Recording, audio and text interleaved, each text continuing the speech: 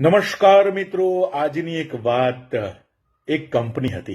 કંપનીમાં ઘણા બધા કારીગરો કામ કરતા. કંપની મશીનો દ્વારા ઉત્પાદન કરતી હતી. ઉત્પાદન પણ સારું હતું એટલે કંપની માલિક ખૂબ ખુશ હતો. પરંતુ એક દિવસ અચાનક એક મોટું મશીન બંધ થઈ ગયું.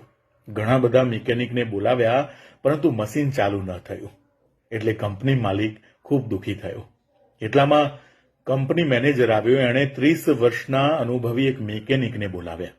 એણે મશીનને જોયું અને પોતાની હથિયાર પેટીમાંથી હથોડો કાઢ્યો. એણે હથોડો મશીનના એક ભાગ ઉપર માર્યો. એટલામાં મશીન ચાલુ થઈ ગયું, ઉત્પાદન પણ ચાલુ થઈ ગયું અને કંપની માલિક ખુશ થઈ ગયો. એણે મિકેનિકને બોલાવ્યો અને કહ્યું કે હવે બોલો તમારી મજૂરી શું થાય?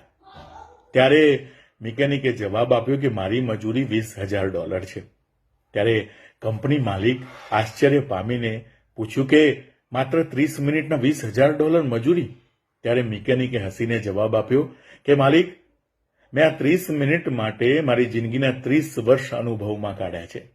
હથોડો મારવા માટેની મજૂરી તો $1 છે, પરંતુ હથોડો ક્યાં મારવો તેની મજૂરી $19,999 થાય. મિત્રો, આ વાર્તા પરથી એ બોધ મળે છે કે તમારી વર્ષોની મહેનત અને વર્ષોનો અનુભવ જ તમારી સાચી કિંમત અને તમારું મૂલ્ય કરે છે.